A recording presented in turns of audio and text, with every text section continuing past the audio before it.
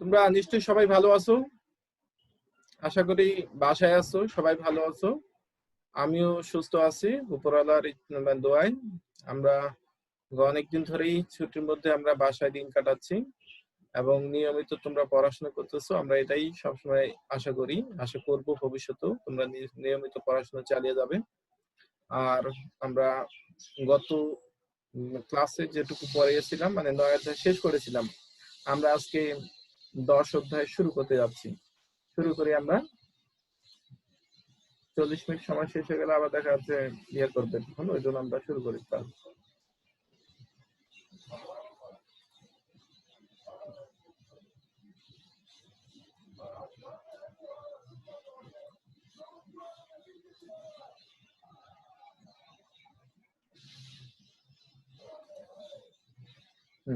শুরু করি আমরা। সমস্যা করতেছে নাকি? আচ্ছা, আজকে আমরা নামের পরিচয় অনেকবার দিয়েছি, তারপর আরেকবার আমরা যেহেতু ভিডিও রেকর্ডিং করছি, একটু নাম। Durgacharan Roy, instructor non tech chemistry, Rajshahi Mohila polytechnic institute. আমরা যে সাবজেক্ট পড়বো আজকে এনভায়রনমেন্টাল স্টাডিজ, রেশিও কোড 69054। আজকের অধ্যায় হলো 10ম অধ্যায়, বিশ্ব পরিবেশের চ্যালেঞ্জ সমূহ অনুধাবন। আমরা এই অধ্যায়টা অনেক বড় অধ্যায়। এই অধ্যায় পড়তে গেলে আমাদের অনেক বেশ কয়েকদিন সময় লাগবে। তারপর আমরা চেষ্টা করব জটিল জিনিসগুলো খুব সহজ করে আলোচনা করার। প্রথমে আজকে এই অধ্যায়ে আমরা পড়বো গ্রিন হাউস গ্যাস। তোমরা নিশ্চয়ই জানো গ্রিন হাউস গ্যাস। গ্রিন মানে কি? সবুজ। আসলে এই সবুজ বলতে আমরা সাধারণ সবুজকে বুঝবো না, একটু ঘুরিয়ে আমাদের বুঝতে হবে। গ্রিন হাউস গ্যাস মানে সবুজ রং দ্বারা রং করা বাড়ি না।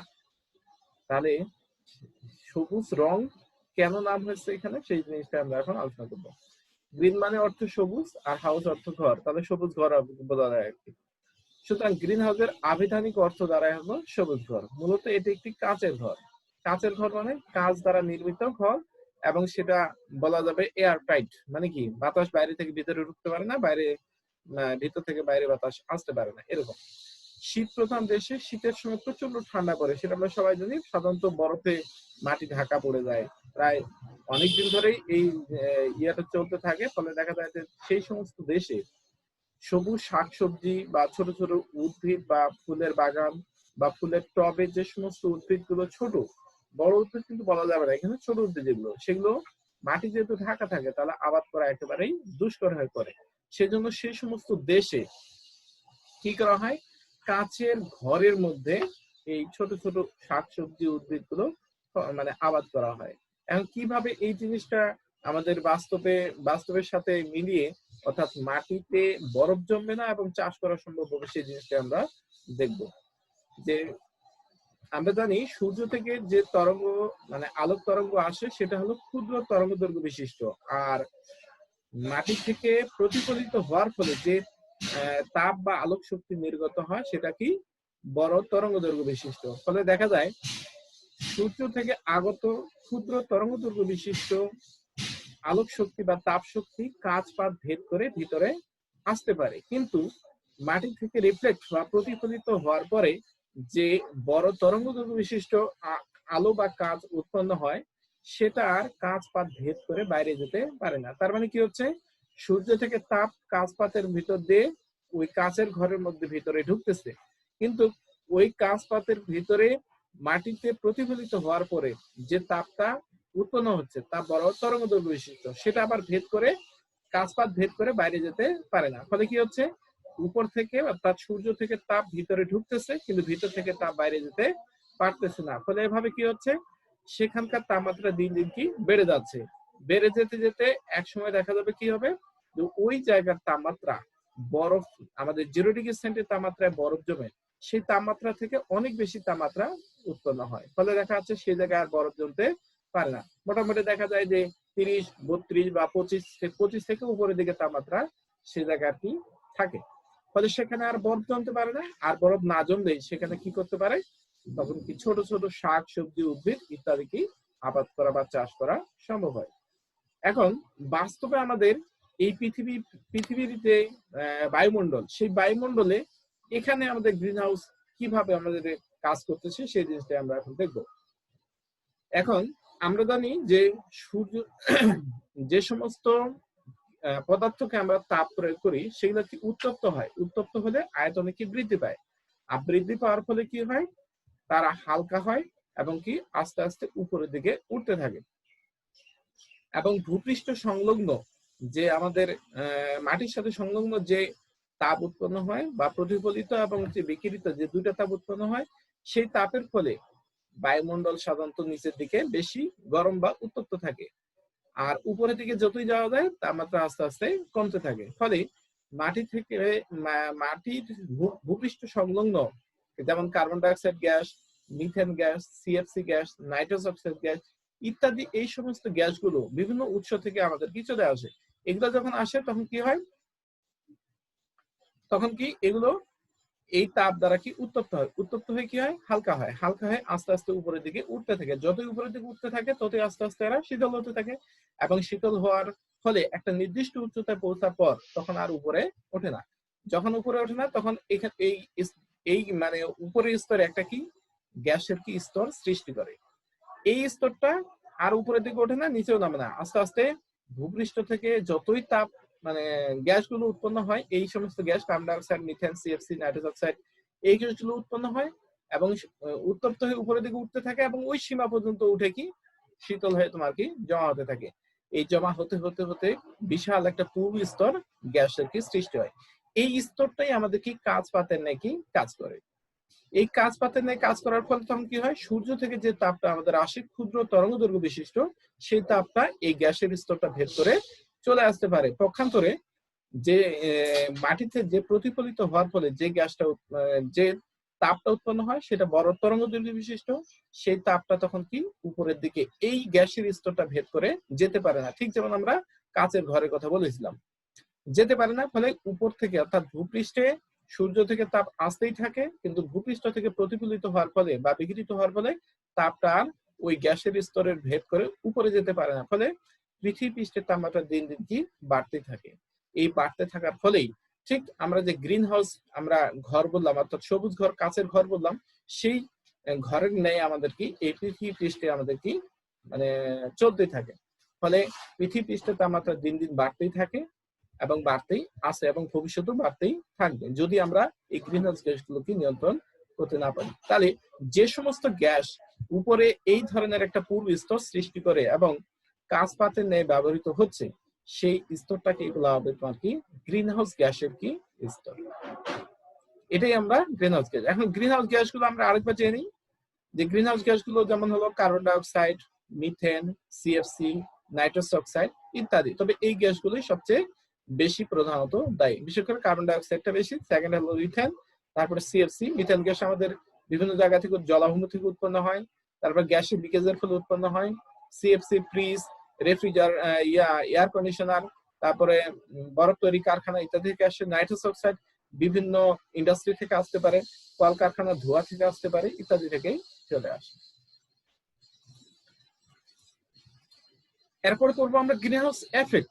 এফেক্ট বলতে কি বোঝাচ্ছে, প্রভাব। অর্থাৎ গ্রিনহাউস গ্যাস আমরা জেনে ফেলেছি, গ্রিনহাউস স্তরটা গ্যাসের স্তরটা সেটাও জেনে ফেলেছি। এখন প্রভাবটা কি করে আমরা সংক্ষিপ্ত করে জেনে নিই। প্রভাব বলতে আমরা ক্ষতিকর জিনিসটাকে আমরা প্রভাব বলে থাকি। ক্ষতিকর প্রভাব কি আমাদের ফলে, যেহেতু সূর্য থেকে তাপটা ক্ষুদ্র তরঙ্গ দৈর্ঘ্য বিশিষ্ট আসতেছে এবং গ্রিনহাউস স্তরটা ভেদ করে বাইরে চলে আসে, পৃথিবী পৃষ্ঠে চলে আসতেছে, এবং ভূপৃষ্ঠে বাধাপ্রাপ্ত হয়ে বা প্রতিফলিত হয়ে যে বড় তরঙ্গ দৈর্ঘ্য বিশিষ্ট তাপটা উৎপন্ন হচ্ছে, সেই তাপটা এই গ্রিনহাউস গ্যাসের স্তরটা ভেদ করে বাইরে যেতে পারে না। ফলে পৃথিবী পৃষ্ঠের তাপমাত্রা দিন দিন কি বেড়েই যাচ্ছে, এবং আমরা জানি পৃথিবীর প্রায় 4 ভাগের মধ্যে 3 ভাগ পানি, 1 ভাগ কি স্থল। তার মানে ভূপৃষ্ঠ আমাদের 1 ভাগ, আর পানির আয়তন হলো আয়তনের তুলনায় আমাদের 4 ভাগের 3 ভাগ। ফলে দেখা যাচ্ছে অধিকাংশ পানি আমরা কিন্তু পানি কিন্তু তারপরও দেখতে পাচ্ছি না, কিন্তু পানিগুলো কি আছে, মেরু অঞ্চলের দিকে বরফ হিসেবে কি জমে আছে। এই গ্যাসগুলো যখন কি হবে, গ্রিনহাউস গ্যাস আমাদের গ্যাসের ফলে তাপমাত্রা ভূপৃষ্ঠে বৃদ্ধি পাবে, এই তাপের ফলে ওই সমস্ত মেরু অঞ্চলের বরফগুলো গলে যাবে। গলে গেলে কি হবে, আমাদের পানিতে রূপান্তরিত হবে, পানিতে রূপান্তরিত হয়ে ঝর্ণার পানি বা নদী নালার খাল বিল ইত্যাদির মাধ্যমে সমুদ্র পৃষ্ঠে কি চলে আসবে। সমুদ্রে চলে আসার পরে সমুদ্র পৃষ্ঠের পানি উচ্চতা বেড়ে যাবে, ফলে সেখানকার অর্থাৎ সমুদ্র পৃষ্ঠের উপকূল এলাকার যে সমস্ত এলাকা আছে স্থলভাগ সেইগুলোকে নিমজ্জিত হবে। যেহেতু সমুদ্র পৃষ্ঠে পানি উচ্চতা বেড়ে যাবে, জলোচ্ছ্বাস ইত্যাদি দেখা দিতে পারে। তারপর হয়তো অতি খরা দেখা দিতে পারে, অতি বৃষ্টি দেখা দিতে পারে, ফলে জলোচ্ছ্বাস, তারপরে বিভিন্ন ধরনের প্রাকৃতিক দুর্যোগ এগুলো সবসময় কি আঘাত হানতেই থাকবে। এইটাই হলো গ্রিন হাউস গ্যাসের কি প্রভাব। তোমরা একটু দেখে নিবা, আমি অনেকগুলোই কথা লিখেছি, আমি সংক্ষিপ্ত সারে সেই জিনিসটা তুলে ধরার চেষ্টা করছি, কারণ অনেক বড় অধ্যায়, আমরা একদিন তো পারবো না, তারপর যতদূর পারা আমরা চেষ্টা করছি। এরপরে আছে গ্রিন হাউস গ্যাসগুলো শতকরা পরিমাণ, অর্থাৎ কোন গ্যাসগুলো, আমরা দেখলাম বেশ কয়েকটা গ্যাসের নাম জানছি, সেই গ্যাসগুলো কোনটা শতকরা কত হিসেবে আমাদের এই দায়ী সেটা আমরা এখন জানবো। কার্বন ডাইঅক্সাইড প্রায় 49%, তার মানে কি 49, প্রায় অর্ধেকের মতো এই কার্বন ডাইঅক্সাইড গ্যাসটাই কি গ্রিন হাউস গ্যাসের জন্য দায়ী। তারপর সিএফসি, সংক্ষেপে আমরা সিএফসি বলি, যাকে পুরো নাম বলা হয় ক্লোরোফ্লোরোকার্বন, এটা প্রায় শতকরা 14 বা 14%, মিথেন আছে প্রায় 18%, নাইট্রাস অক্সাইড আছে 6%, আর অন্যান্য অল্প পরিমাণ যে গ্যাসগুলো আছে সব মিলে হলো 13%, সব মিলে হলো তোমার কি 100%। তাহলে কোন গ্যাসটা সবচেয়ে আমাদের বেশি দায়ী গ্রিন হাউস এফেক্টের জন্য? Carbon dioxide. এই কার্বন ডাইঅক্সাইড কোথা থেকে আমাদের এই গ্যাসটা উৎপন্ন হয়? বিভিন্ন ধরনের কলকারখানা, যানবাহন, মানুষ বা প্রাণী থেকে আমাদের কার্বন ডাইঅক্সাইড প্রচুর পরিমাণে উৎপন্ন হয়। তারপরে কি আছে, আমরা যে হারে ইন্ডাস্ট্রি বৃদ্ধি পাচ্ছে সে হারে ইন্ডাস্ট্রিতেই সবচেয়ে বেশি পরিমাণে কার্বন ডাইঅক্সাইড পরিমাণটা বৃদ্ধি পাচ্ছে। তাছাড়া এদের জীবাশ্ম জ্বালানি দহনের মাধ্যমে আমাদের প্রচুর পরিমাণে কার্বন ডাইঅক্সাইড উৎপন্ন হয়। এরপরে আসি গ্রিন হাউস প্রতিক্রিয়ার কারণ, কেন আমাদের গ্রিন হাউস এই প্রতিক্রিয়ার ফলে আমাদের এই খারাপ প্রভাবগুলো সৃষ্টি হচ্ছে সেগুলো এখন একটু জানবো। গ্রিন হাউস এফেক্ট প্রাকৃতিক সম্পদের যথেষ্ট ব্যবহার ও অপব্যবহার একটি পরিণতি। তার মানে কি, প্রাকৃতিক সম্পদ যেগুলো আছে আমাদের, ধরো কয়লা, তেল, গ্যাস, এগুলো আমরা যথেচ্ছ, তার মানে আমরা কিছু কিছু ঢাকায় দেখা যায় যে শীতকালে সাধারণত ঘর গরম রাখার জন্য গ্যাসের লাইন জ্বালিয়ে রাখা হয়। তার মানে এখানে গ্যাসের যথেষ্ট পরিমাণে কি অপচয় হচ্ছে। এই অপচয়ের কারণে তোমার কি প্রচুর পরিমাণে গ্যাস উন্মুক্ত হয়ে পরিবেশে কি চলে আসতেছে। তাহলে এখান থেকেও তোমার প্রচুর পরিমাণে আমাদের কি গ্রিনহাউস গ্যাস নির্গত হচ্ছে। নাম্বার হচ্ছে জীবাশ্ম জ্বালানির অতিমাত্রায় ব্যবহার, যেমন আমরা তেল গ্যাসের উপর একেবারেই পুরো নির্ভরশীল হয়ে গেছি, তেল গ্যাস ছাড়া আমাদের চলেই না, সুতরাং এটা আমাদের অতিমাত্রায় ব্যবহার আমাদের জীবাশ্ম জ্বালানির, এটাও গ্রিনহাউস এফেক্টের জন্য অনেকটা দায়ী। যদি আমরা সৌরশক্তি, পানি শক্তি এগুলা থেকে আমরা বিদ্যুৎ উৎপন্ন করে সেই শক্তিকে কাজে লাগিয়ে আমরা এই বিকল্প হিসেবে, জীবাশ্ম জ্বালানির বিকল্প হিসেবে ব্যবহার করতাম, তাহলে আমাদের গ্রিনহাউস গ্যাস এত উৎপন্ন হতো না। যেমন আগে তেলের গাড়িতে ঢাকায় চলতো যে সমস্ত গাড়িগুলো, সেগুলা ঢাকায় গেলে মনে হতো যে কালো হয়ে আছে, মনে হচ্ছে কুয়াশাচ্ছন্ন মনে হচ্ছে, কিন্তু এখন আর সেরকম মনে হচ্ছে না। কারণ কি, সেই ইঞ্জিন গুলো অর্থাৎ গাড়ি ঘোড়া গুলো অর্থাৎ যানবাহন গুলো গ্যাসে কনভার্সন করা হয়েছে। গ্যাসের ফলে কি হয়, কার্বন ডাইঅক্সাইড পরিমাণটা উৎপন্ন কম হয়, ফলে কি হচ্ছে, বায়ু কম দূষিত হয় এবং গ্রিনহাউস গ্যাসগুলো কি কম পরিমাণে উৎপন্ন হয়। তাহলে এইগুলো যদি আমরা ব্যবহার কমাতে পারি বিভিন্ন প্রযুক্তিগত ভাবে, বিভিন্ন উপায়ে, তাহলে আমরা গ্রিনহাউস গ্যাসের পরিমাণ আমরা অনেকটা কমাতে পারি। শিল্পজাত রাসায়নিক দ্রব্যের মাধ্যমে গ্রিনহাউস এফেক্টের সৃষ্টি হচ্ছে, যেটা বলছি। বনাঞ্চল ধ্বংস হওয়ার কারণ কার্বন ডাইঅক্সাইড গ্যাস, আমরা কি জানি যে প্রাণী কার্বন ডাইঅক্সাইড টেক করে আর উদ্ভিদ সেই কার্বন ডাইঅক্সাইডটা রিসিভ করে এবং অক্সিজেন গ্যাস টেক করে। সুতরাং যদি গাছপালা আমরা ধ্বংস করি বা আমরা কেটে ফেলি, তাহলে দেখা যাচ্ছে কার্বন ডাইঅক্সাইড রিসিভ করার মতো উদ্ভিদ থাকবে না, ফলে কার্বন ডাইঅক্সাইড পরিমাণ বৃদ্ধি পাবে। এই জন্যই কি দিন দিন কার্বন ডাইঅক্সাইড পরিমাণ বৃদ্ধি পাচ্ছে। যানবাহন বৃদ্ধি, মানুষ যতই দিন যাচ্ছে, প্রযুক্তির উন্নতি হচ্ছে, ততই মানুষ আরাম প্রিয় হচ্ছে। মানুষ দেখা যাচ্ছে প্রাইভেট কারের সংখ্যা অনেক বৃদ্ধি পেয়ে গেছে, মোটরসাইকেল, প্রাইভেট কার, বাস, ট্রাক ইত্যাদি। ফলে কি হচ্ছে, এই সমস্ত যানবাহন থেকে প্রচুর পরিমাণে গ্রিনহাউস গ্যাস কি নির্গত হচ্ছে। মাত্রাতিরিক্ত অপরিকল্পিত শিল্পায়ন ও অপরিকল্পিত নগরায়ন বৃদ্ধি পাচ্ছে। যেখানে গাছপালা আছে, পুকুর আছে, নদী নালা, খাল বিল আছে, সেগুলো ভরাট করে আমাদের কি করা হচ্ছে, নগরায়ন বা শিল্পায়ন করা হচ্ছে। ফলে কি হচ্ছে, গাছপালা বা জলাশয় এগুলো ধ্বংস করা হচ্ছে। এগুলোর জন্য গ্রিনহাউস গ্যাসের পরিমাণ বৃদ্ধি পাচ্ছে। জনসংখ্যা দ্রুত বৃদ্ধিতে কার্বন ডাইঅক্সাইড গ্যাসের পরিমাণ বৃদ্ধি পাচ্ছে। জনসংখ্যা আমরা বুঝতে পারছি যে এখনো আমাদের দেশের জনসংখ্যা বৃদ্ধির পরিমাণ যেটা আশাবঞ্জক নয়, মানে এখনো স্বাভাবিকের তুলনায় বেশি আছে। এই জনসংখ্যা বৃদ্ধি যদি এভাবে বৃদ্ধি পেতেই থাকে, দেশের আয়তন বৃদ্ধি পাচ্ছে না, আমাদের জমির পরিমাণ বৃদ্ধি পাচ্ছে না, গাছপালাও বৃদ্ধি পাচ্ছে না, কিন্তু মানুষের পরিমাণ দিন দিন বৃদ্ধি পেতেই আছে, তাহলে কার্বন ডাইঅক্সাইডের পরিমাণও বেশি পরিমাণে নির্গত হবে, তাহলে গ্রিন হাউস এফেক্ট আমাদের বেশি হতে থাকবে। নদী শুকিয়ে খরায় পরিণত হচ্ছে, এটা আমরা সবাই জানি যে আগে পদ্মা নদীতে প্রচুর পরিমাণে পানি থাকতো শুকনো মৌসুমে, কিন্তু এখন দেখা যায় শুকনো মৌসুমে নদী একেবারেই টোটালি কি হয়, শুকিয়ে একবারে মানে ধুধু বালিচরে পরিণত হয়। এখন হয়তো একটু বর্ষাকালে পানি এবার একটু বেশি দিন ধরে পানি নদীতে মানে ইয়ে হচ্ছে, প্রবাহিত হচ্ছে, কিন্তু গত বছরগুলোর তুলনায় যদি আমরা কম্পেয়ার করি দেখা যাবে এতদিনে নদীতে প্রায় পানি অনেক দূরে একবারে ছোট নালার মতো হয়ে গেছে। এটাও আমাদের একটা এই গ্রিন হাউস এফেক্টের কি কারণ। তারপর হচ্ছে খনিজ কয়লা তেল গ্যাস পড়ানো হচ্ছে, আমরা বুঝতেই পারছি এগুলা হলো জীবাশ্ম জ্বালানি, খনিজ কয়লা তেল গ্যাস পড়ানোর ফলে আমাদের গ্রিন হাউস এফেক্ট হচ্ছে। গবাদি পশুপালন বৃদ্ধিতে CS4 মিথেন, অর্থাৎ গবাদি পশুর যে গোবর বা যে উচ্ছিষ্ট অংশগুলো মানে বর্জ্য পদার্থগুলো উৎপন্ন হয় সেগুলা থেকে প্রচুর পরিমাণে মিথেন গ্যাস উৎপন্ন হয়। আর কার্বন ডাইঅক্সাইড গ্যাস তো জীব থেকে আসবে, সেটাই আমরা স্বাভাবিক জানি প্রাণী থেকে। আরো কিছু আছে কারণ দেখি আমরা, পেট্রোলিয়াম খনি ও গ্যাস ফিল্ড থেকে মিথেন ও কার্বন ডাইঅক্সাইড গ্যাস পরিমাণ, অর্থাৎ পেট্রোলিয়াম খনি আমাদের দেশে নাই যদিও আমাদের দেশে গ্যাস ফিল্ড আছে, সেগুলো থেকে প্রচুর পরিমাণে মিথেন গ্যাস এবং কার্বন ডাইঅক্সাইড গ্যাস উন্মুক্ত হচ্ছে। তোমরা যদি সিলেটে বেড়াতে যেয়ে থাকো তাহলে তোমরা দেখতে পাবে, আমরাও গেছিলাম, সেখানে প্রচুর পরিমাণে পাহাড়ের ফাটল দিয়ে প্রচুর পরিমাণে মিথেন গ্যাস বের হয়ে চলে আসতেছে পরিবেশে। আমরা গেছিলাম দেখতে রাত্রেবেলা, সেখানে আগুন ধরাই দিলে বা ম্যাচের কাঠি ধরাই দিলে ওখানে কি ফাটলের মধ্যে আগুন জ্বলতে থাকে, তার মানে প্রচুর পরিমাণে কার্বন ডাইঅক্সাইড মিথেন গ্যাস সেখান দিয়ে নির্গত হচ্ছে এবং সেটা পরিবেশে চলে আসতেছে এবং গ্রিন হাউস এফেক্টের জন্য এটা প্রধানত দায়ী। একই জমিতে একই জাতীয় ফসল বারবার, বিশেষত ধানের উৎপাদন বৃদ্ধি পাওয়ায় মিথেন গ্যাসের পরিমাণ কি আমাদের বৃদ্ধি পাচ্ছে। ধান বা যে কোনো ধরনের শস্য যদি জমিতে পড়ে থাকে, তার খড়গুলো, যেটা আমরা ধানের গাছ বলি আর কি, ওই গাছটা পড়ে থাকার ফলে যদি পানি সেখানে জমা হয়, তাহলে সেই ধান গাছের গাছ থেকে পচে গিয়ে মিথেন গ্যাস তৈরি হয়। এই মিথেন গ্যাসটাকে এজন্যই বলা হয় কি মার্শ গ্যাস, মানে কি জলাভূমি থেকে উৎপন্ন হওয়ার জন্যই এই গ্যাসকে আরেকটা নাম বলা হয়েছে মার্শ গ্যাস। Marsh gas.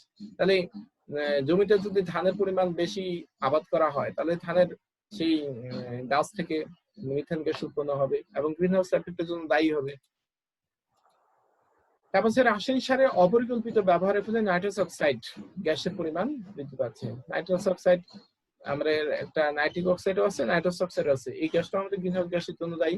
তো দেখা যাচ্ছে রাসায়নিক সার জমিতে প্রচুর পরিমাণে এখন দিন দিন বেড়েই চলেছে তার ব্যবহার, কারণ একটাই, যে জমির পরিমাণ বৃদ্ধি পায়নি কিন্তু আমাদের খাদ্য আমাদের চাহিদা বেড়ে গেছে, ফলে জমিতে অতিরিক্ত ফলনের জন্য আমরা বেশি পরিমাণে সার ব্যবহার করতেছি, ফলে গ্রিন হাউস গ্যাসগুলো বেশি পরিমাণে উৎপন্ন হচ্ছে। বায়ুমণ্ডলে ওজোন গ্যাসের উচ্চ শক্তি ও বৈদ্যুতিক যন্ত্র ব্যবহারের ফলে বৃদ্ধি পায়। বায়ুমণ্ডলে ওজোন গ্যাসের উচ্চ শক্তি ও বৈদ্যুতিক যন্ত্র, আমরা এখন বৈদ্যুতিক যন্ত্র ছাড়া তো আমাদের চলে না, এগুলা থেকেও কিন্তু আমাদের কিছু পরিমাণে গ্রিন হাউস গ্যাস উৎপন্ন হয়।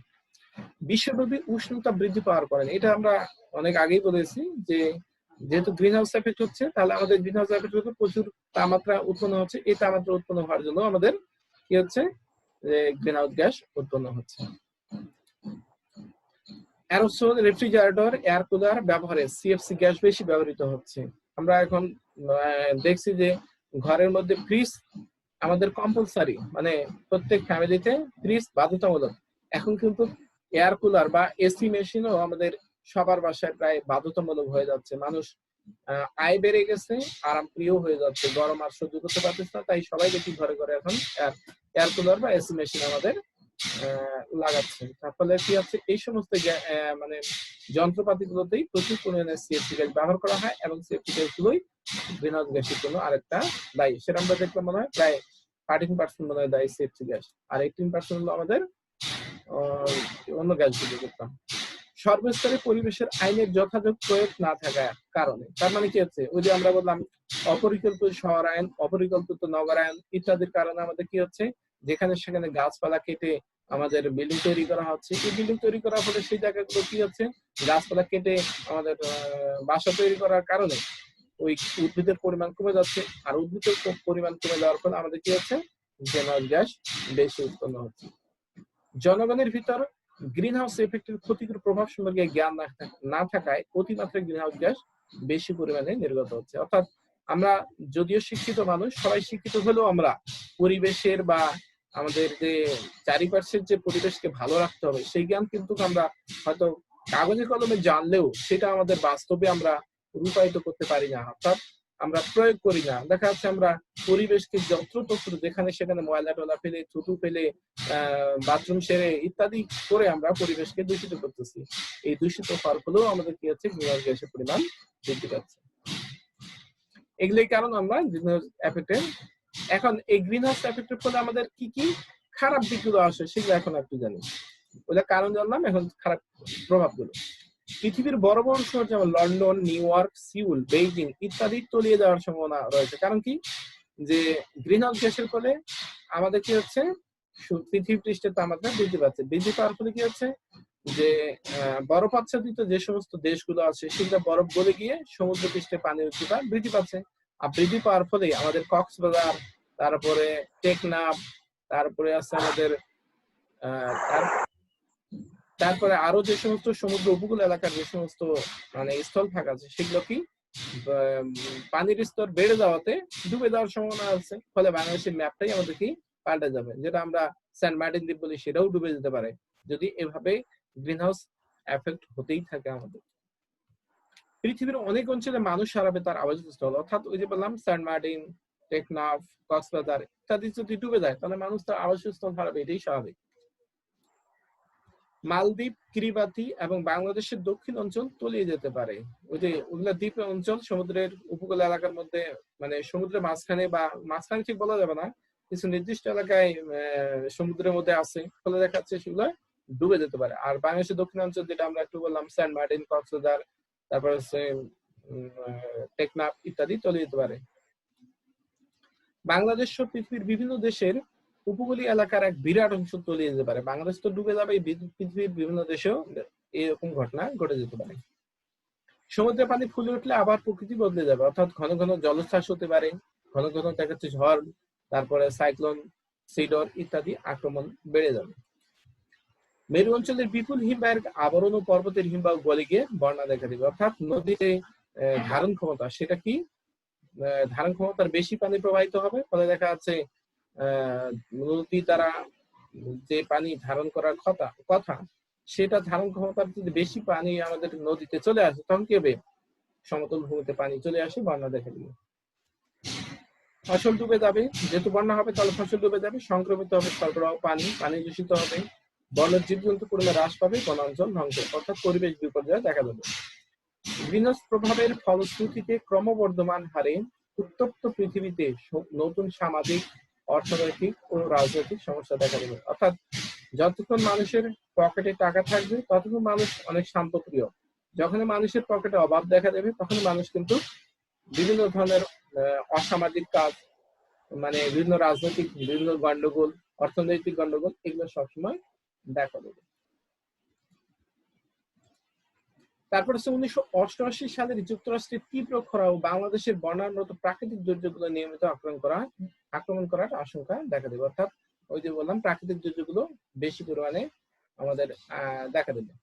বৃষ্টিবহুল এলাকা বিষুব অঞ্চল থেকে মেরু অঞ্চল পর্যন্ত বিস্তৃত, অর্থাৎ আমরা বিষুব অঞ্চলে বাস করি, এই এলাকায় যে হারে বৃষ্টিপাত হয় মেরু অঞ্চলে কিন্তু অত বৃষ্টিপাত হয় না, আস্তে আস্তে মেরু অঞ্চলের দিকেও বৃষ্টিপাতের পরিমাণ বেড়ে যাবে। বিষুবীয় অঞ্চলের একাংশ বর্ধিত মরুময়তায় আক্রান্ত হবে, পূর্ব চীন হয়ে উঠবে শুষ্ক, একেবারে কি চীনের পূর্বাংশ একেবারে শুষ্ক হয়ে মানে কি ওখানে বেশি মরুভূমির মতো রূপান্তরিত হতে পারে। ভারত, বাংলাদেশ, পাকিস্তান, ইন্দোচীন, মালয় উপদ্বীপ, তারপরে ইন্দোনেশিয়ার আরো বর্ষাশীত হয়ে উঠতে পারে, অর্থাৎ এগুলো আরো বেশি পরিমাণে বৃষ্টি হয়। যেমন আমাদের অলরেডি এবছর বৃষ্টিপাত, আজকেও বৃষ্টি হচ্ছে, এখন কিন্তু তোমাদের দিকে হচ্ছে কিনা আমি জানি না, আমাদের দিকে এখনো বৃষ্টি হচ্ছে, মানে বর্ষাকাল বেশি দিন ধরে স্থায়ী হবে। এখন কিন্তু গ্রিনহাউসের এফেক্ট আমাদের চলতেছে, কারণ আশ্বিন মাসের প্রায় 15 দিন পার হয়ে গেছে, অর্থাৎ 20-22 তারিখ চলতেছে, তারপরে কোনো বর্ষা যাওয়ার কোনো খবর নাই। তার মানে এটা একটা গ্রিন হাউসের এফেক্ট হতে পারে। আবহাওয়ার ও ঋতুকাল পরিবর্তন হয়ে যাচ্ছে, অর্থাৎ যে গ্রীষ্মকালে বর্ষাকালে যে 2 মাস বর্ষাকাল, গরমকাল থাকার কথা, শীতকাল যেভাবে আবর্তিত হওয়ার কথা, সেগুলো আর আবর্তিত হচ্ছে না, অর্থাৎ ঋতু বিপর্যয় দেখা দিয়েছে। যেমন অস্ট্রেলিয়ার গ্রীষ্মকাল দীর্ঘতর হয়ে উঠেছে, অক্টোবর থেকে মার্চ মাস পর্যন্ত বৃষ্টিপাত দেখা দিচ্ছে অস্ট্রেলিয়া। তার মানে কি হচ্ছে, বৃষ্টিপাত দেখা 2 মাস থাকার কথা, সেটা দীর্ঘায়িত হয়ে মার্চ পর্যন্ত চলে যাচ্ছে, অনেক বেশি দিন হচ্ছে। এবার আমরা গ্রিনহাউস গ্যাস নির্গমনের কমানোর জন্য গৃহীত ব্যবস্থা, গ্রিনহাউস কি করে কমানো যায় সেটা আমরা গৃহীত ব্যবস্থা কি কি নিতে পারি। এখন মাথা ব্যথা হলে মাথা কেটে ফেলে, মাথা ব্যথার কারণ কিন্তু আমাদের শেষ করা, মানে এটা করলে আমাদের চলবে না। এখন মাথা ব্যথা যেন না হয় সেই ব্যবস্থা যদি আমরা করতে পারি, তবেই শুধুমাত্র মাথা ব্যথা সারানো সম্ভব। অর্থাৎ অসুখ হয়ে চিকিৎসার থেকে অসুখ যেন না হয় সেই ব্যবস্থাটা করাটাই আমাদের সবচেয়ে বাঞ্ছনীয় হবে। সিএফসি এর উপযুক্ত বিকল্প গ্যাস, আমরা ফ্রিজ, এসি এগুলো আমরা কিন্তু ব্যবহার বাদ দিতে পারবো না, কিন্তু এই যন্ত্রপাতিগুলোতে যে সমস্ত গ্রিনহাউস গ্যাস ব্যবহার করা হয়, সেই গ্যাসগুলোর যদি বিকল্প গ্যাস আমরা আবিষ্কার করতে পারি, তাহলে আমরা অনেকটাই দেখা যাবে গ্রিনহাউস গ্যাসের পরিমাণ কমাতে পারবো।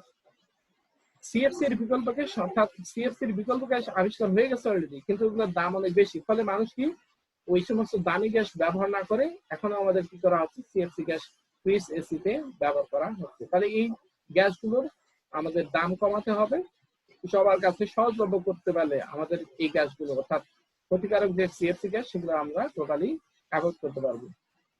বিশ্বব্যাপী সিএফসি গ্যাস ব্যবহার নিষিদ্ধ করতে হবে, অর্থাৎ এই গ্যাস কোনো ক্রমেই ব্যবহার করা যাবে, এরকম করে আইন করে সেগুলো নিষিদ্ধ করতে হবে, যেন কোনো ক্রমেই এই গ্রিনহাউস গ্যাসগুলো নির্গত না হয়। ফ্রিজ, এয়ার কুলার ইত্যাদি মেরামত কিংবা রিসার্চ করার সময় সাবধানতা অবলম্বন করতে হবে, যাতে বায়ুমণ্ডলে সিএফসি গ্যাস একেবারেই নির্গত হতে না পারে, অর্থাৎ লিকিং হয়ে যেন গ্যাসগুলো উন্মুক্ত হয়ে পরিবেশে না মিশতে পারে, সেটা আমাদের সবসময় খেয়াল রাখতে হবে। অর্থাৎ দক্ষ যদি কারিগর আমরা করতে পারি, এখানে দক্ষ কারিগর হলে কিন্তু আমাদের এই সমস্যাটা হবে না। এজন্য তোমাদের ডিপ্লোমা ইঞ্জিনিয়ারদের তোমাদের এক্সপার্ট হতে হবে হাতের কাজে এবং কারিগরি শিক্ষাতেও। কারিগরি শিক্ষা বলতে তোমাদের থিওরিতেও ভালোভাবে জানতে হবে, এবং তোমাদের হাতের যেটা ক্রাফট প্র্যাকটিক্যালি সেটাও তোমাদের ভালো স্কিল হতে হবে, তবে শুধুমাত্র এই সমস্ত আমরা জটিলতা থেকে নিরসন হবে। HFC 134 নামে হিমালয়ে ব্যবহারযোগ্য একটি ক্লোরিন মুক্ত সিএফসির বিকল্প আবিষ্কৃত হলেও প্রস্তুত প্রক্রিয়া জটিল ও ব্যয়বহুল। এইচএফসি, আগে বলছি আমরা সিএফসি, এখন এইচএফসি নতুন একটা গ্যাস, সিএফসির বিকল্প। এর উৎপাদন ব্যয় কমানো ও সহজলভ্য করতে হবে, সবাই যেন এই গ্যাসটা ব্যবহার করতে পারে। এবং ওই যে বললাম সিএফসির বিকল্প গ্যাস, এই বিকল্প গ্যাসটা আমাদের সহজলভ্য, এবং যদি আমরা ব্যবহার বাড়াতে পারি তাহলে গ্রিনহাউস গ্যাসের পরিমাণ অনেকটাই কমাতে পারবো। জীবাশ্ম জ্বালানি কম ব্যবহারের পন্থা বের করতে হবে, অর্থাৎ যে গ্যাস, কয়লা, পেট্রোল, ডিজেল, কেরোসিন এগুলোর ব্যবহার আমাদের আস্তে আস্তে কমাতে হবে। পারমাণবিক শক্তি ব্যবহার করে গ্রিনহাউস গ্যাস ব্যবহারের পরিমাণ হ্রাস করা যেতে পারে, যদিও পারমাণবিক দুর্ঘটনা সংঘটিত হয়ে জানমালের যথেষ্ট ক্ষতি হয়েছে, তারপরেও আমাদের এই গ্যাসগুলো এই পারমাণবিক শক্তি ব্যবহার করে, যেমন আমাদের ঈশ্বরদীতে আমাদের যে পারমাণবিক শক্তি ব্যবহার করে আমাদের বিদ্যুৎ উৎপন্ন করা হচ্ছে, এগুলো বিপজ্জনক হলেও এগুলা সাবধানতা অবলম্বন করে এই পারমাণবিক শক্তি ব্যবহার করে আমাদের বিদ্যুৎ শক্তি বা অন্যান্য কাজে লাগাতে হবে, তবেই আমাদের এই গ্রিনহাউস গ্যাসগুলো একটা কম উৎপন্ন হবে। গ্রিনহাউস গ্যাস নির্গমন কমানোর জন্য বিশ্বব্যাপী জরুরি ব্যবস্থা গ্রহণ করা অত্যাবশ্যক হয়ে দাঁড়িয়েছে, অর্থাৎ জাতিসংঘ থেকে এই ব্যবস্থা গ্রহণ করতে হবে। ইতিমধ্যে উন্নত দেশ এ ব্যাপারে নানাবিধ পদক্ষেপ গ্রহণ করতে আরম্ভ করেছে এবং উন্নয়নশীল দেশগুলোকে নানাবিধ ব্যবস্থা গ্রহণে উৎসাহিত করছে, বাংলাদেশে এর মধ্যে আছে। জ্বালানি শক্তি সংরক্ষণের মাধ্যমে বায়ুমণ্ডলে কার্বন ডাই অক্সাইড গ্যাসের উত্তরোত্তর বৃদ্ধির পরিমাণ হ্রাস করা উচিত। সৌর, পানি, বায়ু এবং পারমাণবিক শক্তির মধ্যে পুনঃ ব্যবহারযোগ্য, অর্থাৎ যেগুলো নবায়নযোগ্য শক্তি, সেগুলোর ব্যবহারের উপর জোর দিতে হবে। কিলোমিটার প্রতি বর্তমানে অনেক কম জ্বালানি তেল প্রয়োজন হয় এমন ইঞ্জিন আবিষ্কার, অর্থাৎ আগে একটা গাড়িতে বা মোটরসাইকেলে ধরি আমরা, যদি 1 লিটারে যেত 20 কিলোমিটার, এখন যায় 40 থেকে 50 বা 60-70 কিলোমিটার যাচ্ছে, তাহলে ইঞ্জিনটা ডেভেলপ করা হয়েছে।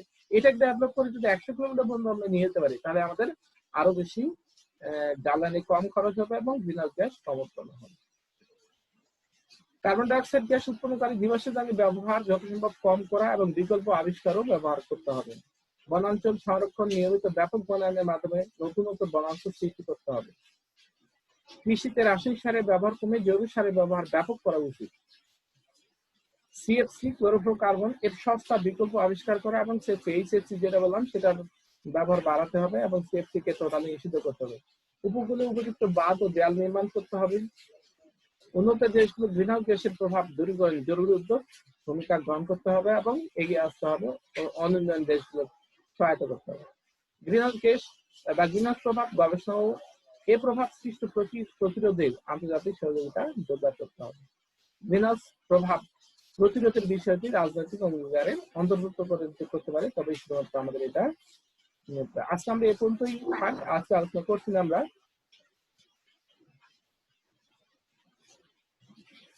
এখন আমরা করি যে তোমাদের যদি আর কিছু আলোচনার মধ্যে প্রশ্ন থেকে থাকে তাহলে সেই প্রশ্নগুলো তোমরা করতে পারো, আমরা বাকিগুলো আস্তে আস্তে আলোচনা করার চেষ্টা করি। এখন তোমরা অডিও গুলো অন করতে পারো।